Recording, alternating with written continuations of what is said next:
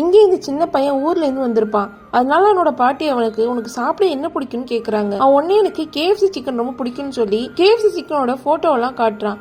அவங்களும் அதை பாக்குறாங்க. நான் உனக்கு கண்டிப்பா செஞ்சு தரப்பான்னு சொல்றாங்க. இப்ப அந்த பாட்டி மார்க்கெட்டுக்கு கொண்டு போய் சில பொருட்கள் எல்லாம் விற்பாங்க. அதை எடுத்துட்டு அங்க இருந்து கிளம்புறாங்க.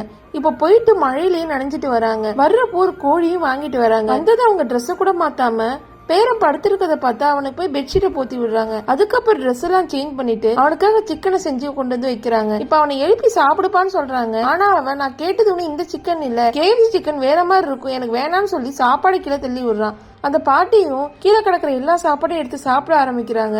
அந்த சிக்கனையும் மூடி வச்சுட்டு சோகமா போய் படுத்துக்கிறாங்க. இப்ப இந்த பையனுக்கு நடுராத்திரில பசிக்க ஆரம்பிக்குது. உடனே பாட்டி செஞ்சு வச்சு சிக்கன் எடுத்து சாப்பிட்றான். அவனுக்கு பயங்கர டேஸ்டா இருக்கு. அடுத்த நாள் எப்பவுமே பாட்டி அவனுக்கு முன்னாடி எழுந்திருப்பாங்க. ஆனா அவங்க ஏந்திரிக்காம தூங்கிட்டே தான் இருக்காங்க. இவன் என்னன்னு போய் செக் பண்ணி பார்த்தா அவங்களுக்கு பயங்கரமா ஜுரம் அடிக்குது. இப்ப உடனே அவங்கள அவன் ரொம்ப நல்லபடியா பாத்துக்க ஆரம்பிக்கிறான். இப்ப அவங்க தலையில ஒரு துணியை வச்சுட்டு அவங்களுக்காக சிக்கன் சூப்பெல்லாம் ரெடி பண்றான். இப்ப அவங்களையும் சாப்பிட வைக்கிறான். அதுக்கப்புறம் பாட்டிக்கு உடம்பு சரியானதுமே அடுத்த நாள் அவங்க 2 பேரும் சேர்ந்து மார்க்கெட்டுக்கு போறாங்க. ஆக்சுவலா அந்த பாட்டிக்கு வாய் பேச முடியாது. அவங்க தினமுமே ரொம்ப கஷ்டப்பட்டு தான் வியாபாரம் பண்றாங்க. இது அந்த பையன் தூரமா இருந்து பாக்குறான். ஆனா அவங்களுக்கு ஹெல்ப் பண்ண மாட்டேங்குது. அந்த பாட்டி வியாபாரத்தை முடிச்சிட்டு கிடைச்ச காசுல அவனுக்காக சாப்பாடு வாங்கி தராங்க.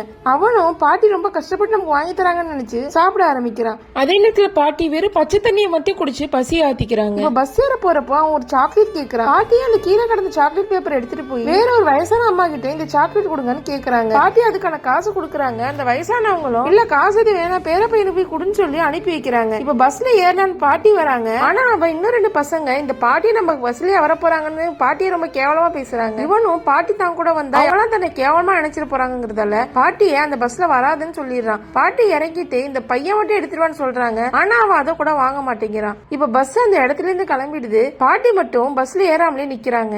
இப்ப அவன் ஊருக்கு வந்துடுறான். அவன் பஸ் ஸ்டாண்ட்ல ரொம்ப நேரம் வெயிட் பண்றான். பாட்டி காணவே காணும். கடைசி பஸ் வந்துடுது. அப்ப கூட பாட்டி இருக்க மாட்டேங்கிறாங்க. கொஞ்ச நேரம் கழிச்சு பார்த்தா பாட்டி நடந்து வராங்க. டவுன்ல இருந்து அந்த கிராமம் வரைக்கும் நடந்தே வந்திருப்பாங்க.